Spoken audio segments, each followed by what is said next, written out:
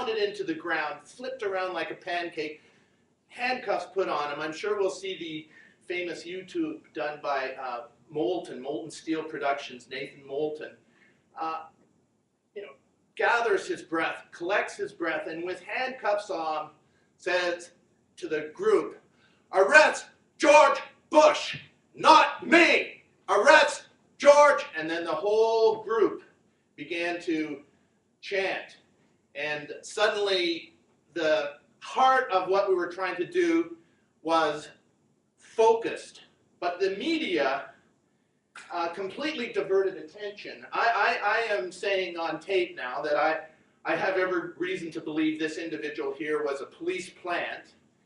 The CBC focused on this individual. At the end of the YouTube tape, you'll see this individual run in and kind of divert attention away from the heart of our statement, of our stance. And it's this kind of collaboration between police and media, which really is the essence, I think, of our emerging and developing police state. And what are we to do? What are we to do as citizens? What are we to do as Canadians, as Quebecois, as Albertans? What are we to do as Mohawks, as Canadians of Ukrainian background? What are we to do in the world faced with an era of criminality that makes Al Capone's Chicago look like small potatoes in comparison? We are living through an age of rampant criminality, and at the highest level, there is no rule of law. There is clearly groups of people who are above the law. Now, I've been working with Splitting the Sky for 15 years or so now. We began to collaborate on the Gustafson Lake Indian War, the Battle of Gustafson Lake in 1995. And I had never met him. He contacted me. He came to speak to my class. And I have to say, as I began to see the impact he had on students, his ability to draw on a really interesting, hard life story, having spent half his life in prison. And you know, we hear far too much in the universities of bourgeois experience, of middle-class white experience, which, you know, there's good insights that can come from that. But really for my students to have access to the story of growing up in violence, in poverty, and then following this through, and in a sense triumphing, coming out of it. It's been a great experience in my life.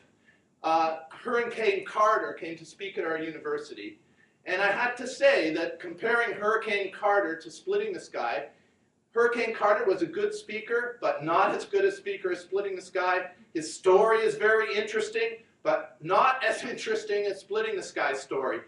To me, this is a story of our country, an iconographic story that, like that of Malcolm X, like that of Martin Luther King. It's a story that speaks to the experience of the underclass. And of course, in Attica prison, when John Boncourt was 19 years old and found himself in a prison riot and was swept up in that violence atmosphere and was the sole individual who was charged with murder, when 43 people, most of them prisoners, were killed in that episode, and the prison guards who lined up people to do execution shooting style murders, you know, never faced any consequences. Out of that, Splitting the Sky developed relationships with Kunstler. He fired him, or they had a parting of ways, and Ramsey Clark got involved. And when Splitting the Sky was in the courthouse and we were doing our best to watch his back and to demonstrate that, don't hurt this man, you know, we are watching you.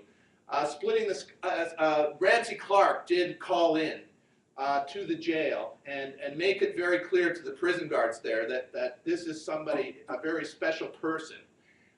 So with that, let me go into an essay I've prepared.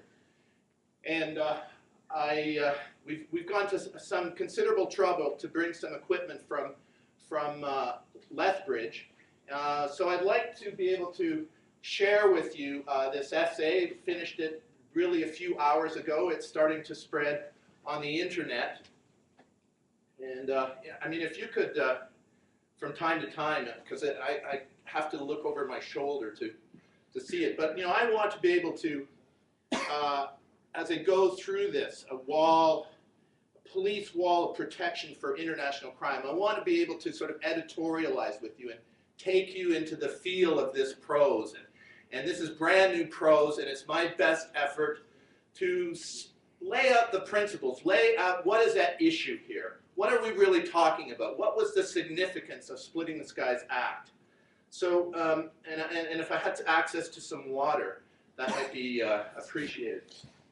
So I'll go into reading this, and I'm sure over the course of the evening I'll have more anecdotes in the course of what I hope is a lively question and answer period. So thank you very much for coming together in this way. We touched down about 2 hours ago at the airport. There was a big blizzard in Calgary, and this is Josh Blakeney. Josh Blakeney is the media coordinator of globalization studies. I'm professor of globalization studies. It's something that I'm trying to get off the ground, a thing I'm in a sense trying to invent.